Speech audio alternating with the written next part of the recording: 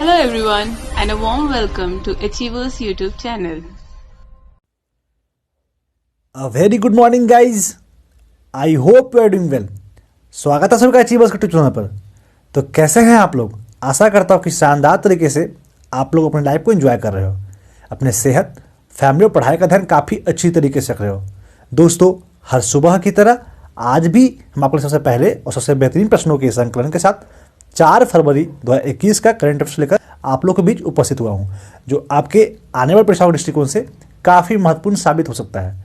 तो शुरू करने से पहले आपसे निवेदन है कि वीडियो को लास्ट तक देखें एवं वीडियो अच्छा लगता है तो क्या करना है, वीडियो को लाइक करना है, कमेंट करना है और शेयर करना है, क्योंकि आपके लाइक, कमेंट और शेयर से हमारी मोटिवेशन का लेवल बिल्कुल बूस्टअप होता है। तो प्लीज़ लाइक, शेयर, कमेंट जरूर करें। तो चलिए मूव करते हैं आज के पहले प्रश्न की तरफ। उससे पहले जो लोग हमारे चैनल पर न्यू जुड़े हैं, जिन्होंने हमारे चैनल को सब्सक्राइब नहीं किया है, उनसे मेरा रिक्वेस्ट है प्लीज़ चैनल को सब्सक्राइब कर दे एवं रेगुलर अपडेट पाने के लिए बेल आइकन साइन को भी प्रेस कर दे। ठीक है, तो चलिए आज के पहले प्रश्न को रुक करते हैं। प्रश्न है, विश्व कैंसर दिवस कब मनाया जाता है?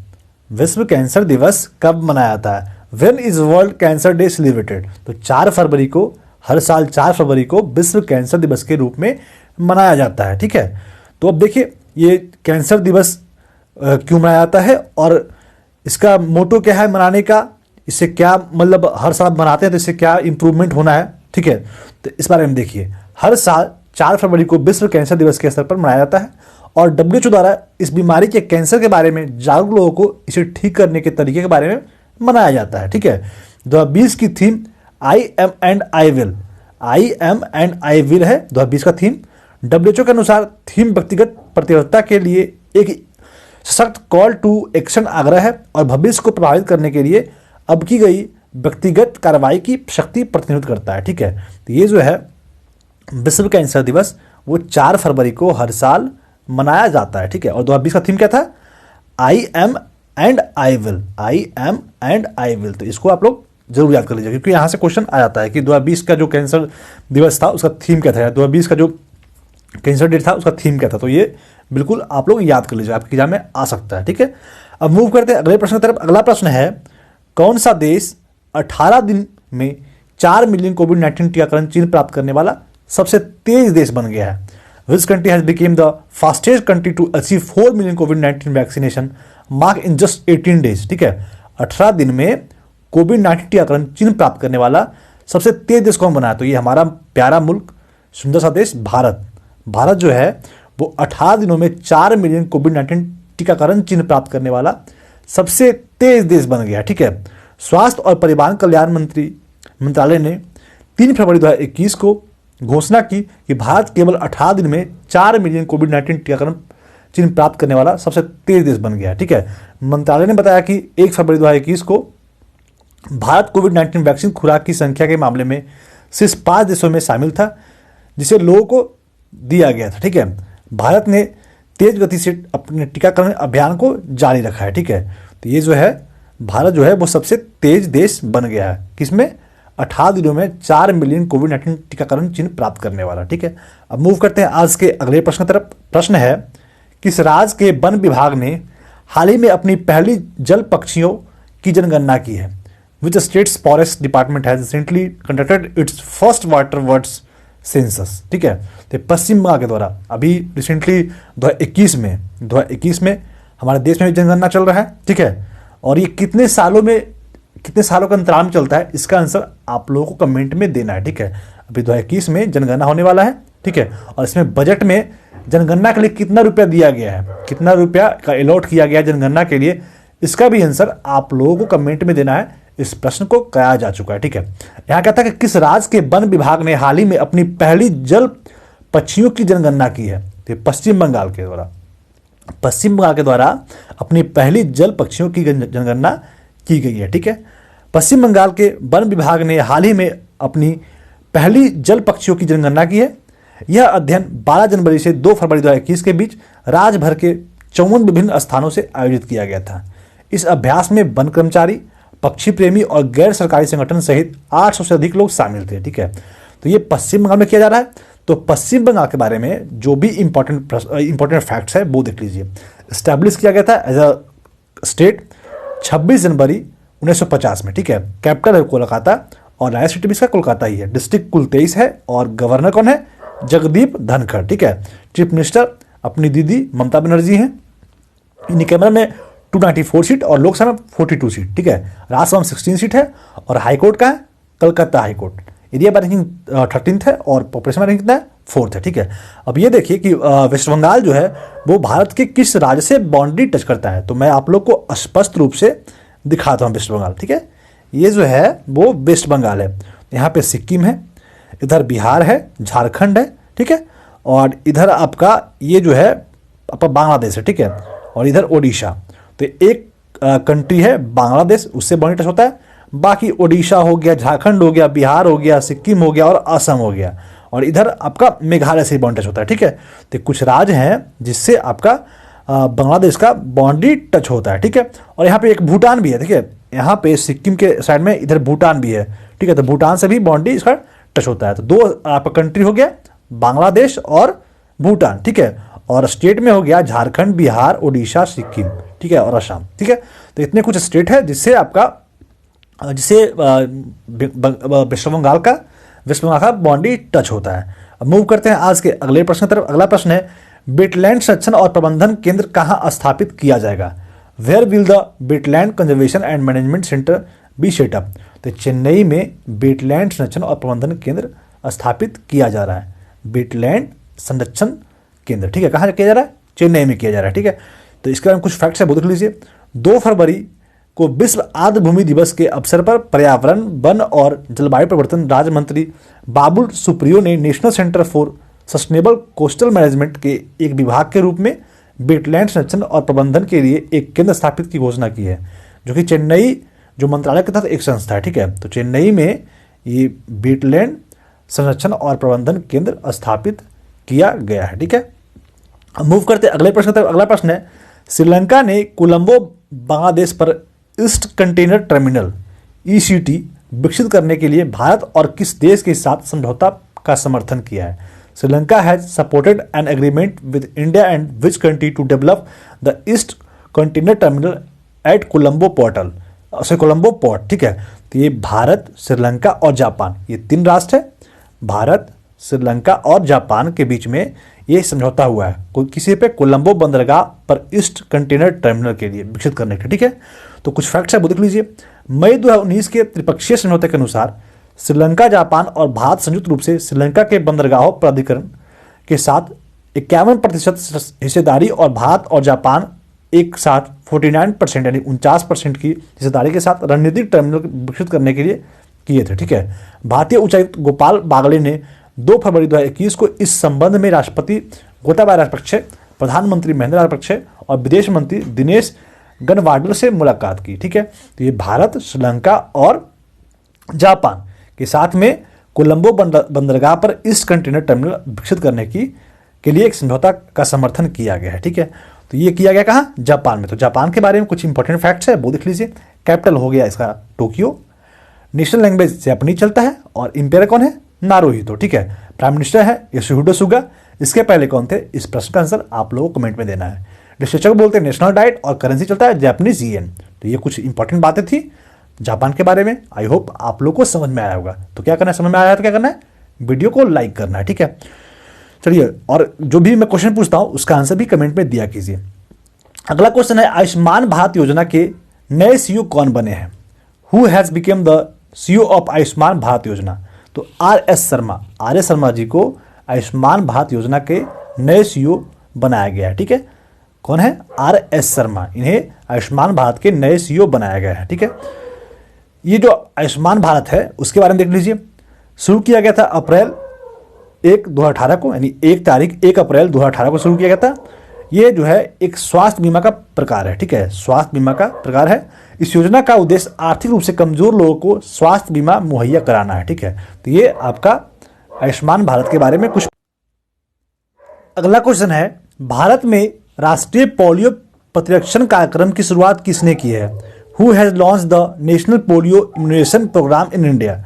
ये रामनाथ कोविंद, हमारे देश के राष्ट्रपति रामनाथ कोविंद के द्वारा भारत में राष्ट्रीय पोलियो प्रतिरक्षण कार्यक्रम की शुरुआत की गई। किसके द्वारा किया गया? रामनाथ कोविंद जी के द्वारा किया गया। ठीक है, अगला प्रश्न है कि यूवी रेज से सैनिटाइज की जाने वाली पहली मेट्रो सेवा कौन बनी है?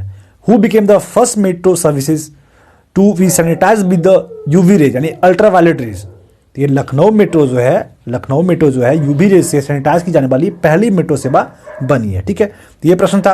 अब अगला प्रश्न है, अमेजन के फाउंडर जेफ बेजोस ने सीईओ पद छोड़ने का घोषणा किया, उनकी जगह किसको सीईओ की जिम्मेदारी दी जाएगी?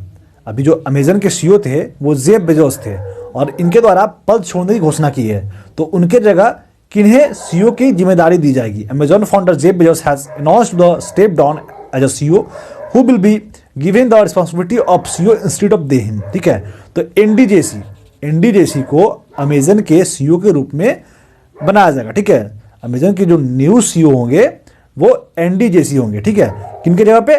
जेफ बेजोस की जगह पे एनडीजेसी होंगे। ठीक है, ये जो है वो एनडीजेसी हैं जो कि अमेजोन के सीईओ बनने वाले हैं। किसके बनने वाले हैं? अमेजोन के सीईओ, और जेफ बेजोस के हटने के कारण इन्हें सीईओ बनाया गया है। चलिए अब मूव करते हैं, इससे पहले कुछ और फैक्ट्स है वो देख लीजिए।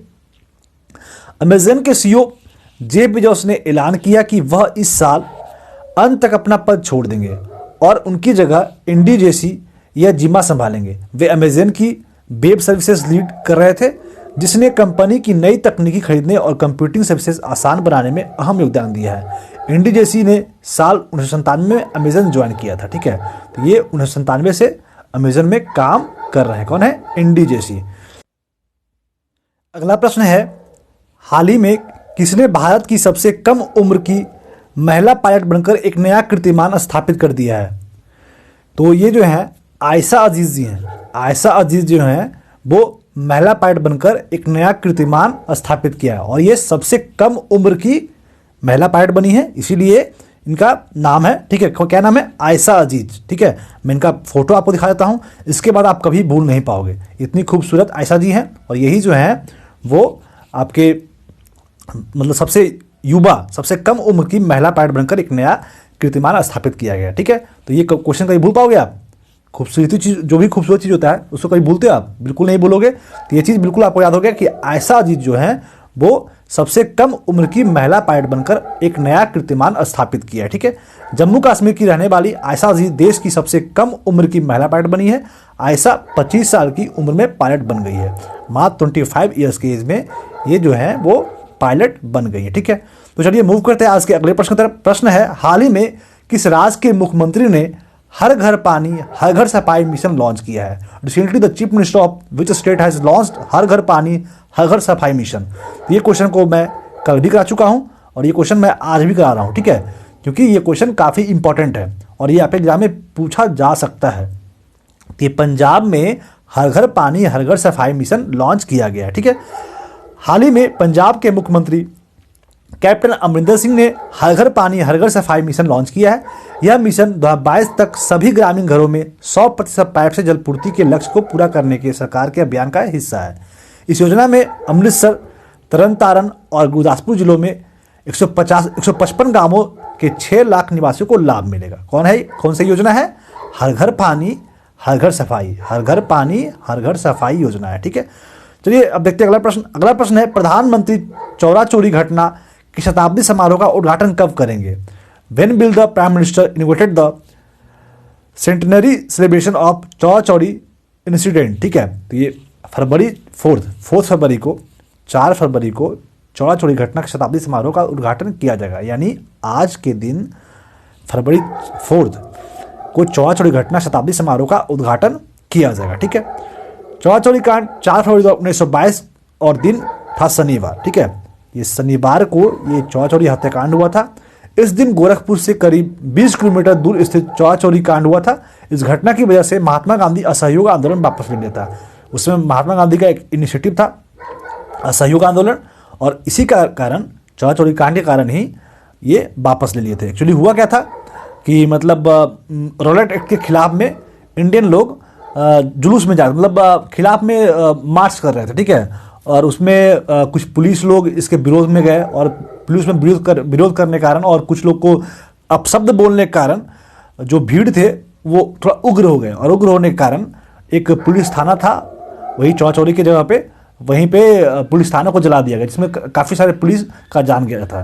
तो उसी कारण से महात्मा गांधी ने असहयोग आंदोलन वापस ले लिया था, क्योंकि महात्मा गांधी अहिंसक पुजारी थे, वो हिंसा करना जानते नहीं थे और लोग ने हिंसा कर दिया। ठीक है, तो इससे महात्मा गांधी को काफ़ी बुरा लगा, काफ़ी ज़्यादा मतलब अच्छा फील नहीं हुआ, तो इन्होंने असहयोग आंदोलन को वापस ले लिया था। ठीक है, ये था चौरा चौरी हत्याकांड, जो कि 1922 में 4 फरवरी 1922 के दिन शनिवार को हुआ था। ठीक है, चौरा चौरी शताब्दी वर्ष समारोह 4 फरवरी 2021 से शुरू होकर साल भर चलेगा। इस समारोह का वर्चुअल उद्घाटन गुरुवार को प्रधानमंत्री नरेंद्र मोदी करेंगे। इस दिन पूरे प्रदेश के एक साथ एक समय पर वंदे मातरम गूंजेगा, जो एक विश्व रिकॉर्ड होगा।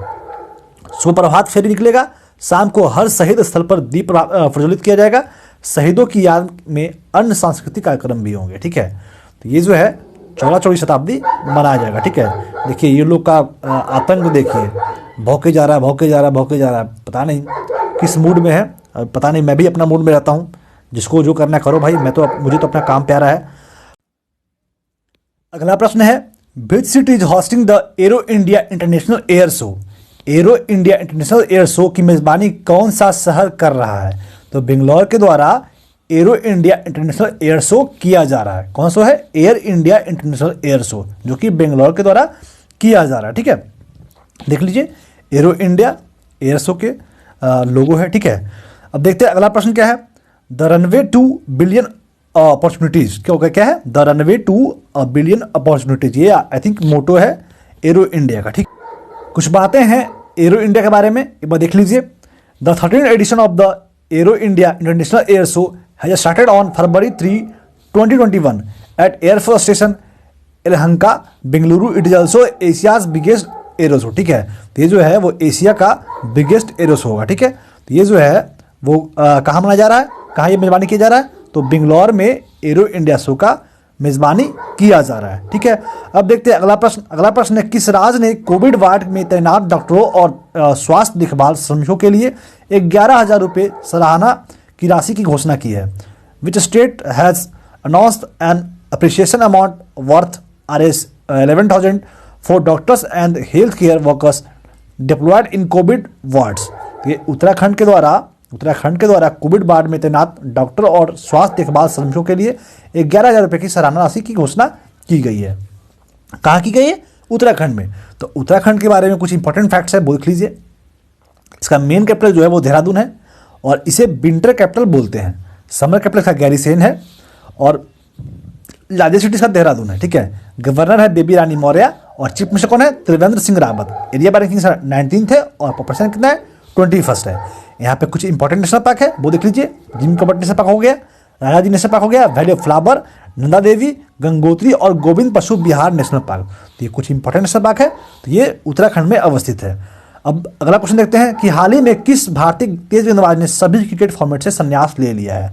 Recently which Indian fast bowler has retired from all cricket formats? तो ये अशोक डिंडा जी हैं, आप लोग नाम सुने ही होंगे। अशोक डिंडा जो है अभी युवा गेंदबाजी थे, हालांकि इन्हें टीम में उतना मौका नहीं मिला। पहले वो इंडिया में खेल चुके हैं, इंडिया के लिए वनडे और T20 खेल चुके हैं। तो ये जो है वो क्रिकेट के सभी फॉर्मेट से संन्यास लेने की घोषणा किए हैं। कौन है? अशोक डिंडा। ठीक है, चलिए मूव करते हैं क्वेश्चन द लास्ट डे। ये लोग बिल्कुल आज नहीं मानेंगे, कसम खा के रखें कि सर आप जैसे ही वीडियो बनाओगे ना मैं बहुत भौंकूंगा। भौंक लीजिए आप, मैं भी भौंकता हूँ। क्वेश्चन क्या है कि which dance form will make its debut in the Olympics at the Paris games in 2024? ठीक है, काफ़ी शर्म की बात है और काफ़ी दुखद बात है कि इस प्रश्न का आंसर एक भी व्यक्ति के द्वारा नहीं दिया गया। एक भी व्यक्ति ने इस प्रश्न का आंसर नहीं दिया। चलिए कोई बात नहीं है, मत दीजिए, आज मैं लास्ट ही वीडियो बना रहा हूँ। अब आप लोग मैम को एंजॉय कीजिएगा, मैं पसंद नहीं हूँ आप लोगों को, तो कोई बात नहीं है, सॉरी माफ़ कीजिएगा, आज लास्ट ही वीडियो मेरा है। तो क्वेश्चन है कि which dance form will make its debut in the Olympics at Paris games in 2024? तो ये ब्रेक डांस को डेब्यूट किया जा रहा है ओलंपिक्स में पेरिस गेम्स इन 2024 में। ठीक है, तो ये प्रश्न का आंसर सी है, ब्रेक डांस। ठीक है, अब मूव करते हैं क्वेश्चन ऑफ द डे, जिस प्रश्न का आंसर आप लोगों को कमेंट में देने हैं। और मैं जो प्रश्न पूछा हूं, मैं आपसे आशा करता हूं, आप लोग तो एश्योर नहीं करोगे, लेकिन मैं आप लोग से आशा करता हूं, क्योंकि आशा पे ही तो दुनिया टिकी है। ठीक है, विश्वास पे ही तो दुनिया टिकी है। तो आप लोग से मैं आशा ही कर सकता हूँ। तो आप लोग आशा को कितना विश्वास में बदलते हो, इट्स अप टू यू। ठीक है, क्वेश्चन क्या है वो देख लीजिए कि ऑक्सफोर्ड लैंग्वेज ने किस शब्द को 2020 का हिंदी भाषा का शब्द घोषित किया है। Which word has been declared as the Hindi language word of 2020 by Oxford languages. ठीक है, तो इस प्रश्न को मैं कल करा चुका हूं। ऑप्शन ए आत्मनिर्भर, ऑप्शन बी हिम्मत, ऑप्शन सी गौरव, ऑप्शन डी कोविड-19। तो इस प्रश्न को मैं कल कराया हूं। तो इस प्रश्न का आंसर और भी मैं जो अन्य प्रश्न आप लोग से पूछा हूं उस प्रश्न का भी आंसर आप लोग कमेंट में अवश्य दीजिए। ठीक है, तो माफ़ कीजिएगा आप लोग, मैं माफ़ी का लायक बिल्कुल भी नहीं हूँ, क्योंकि कुछ असामाजिक तत्व, ये जो मेरे नीचे डॉगी लोग हैं ना, ये मेरा असामाजिक तत्व ही हैं, ये थोड़ा सा डिस्टर्ब करते हैं। तो थोड़ा कोऑपरेट कीजिएगा।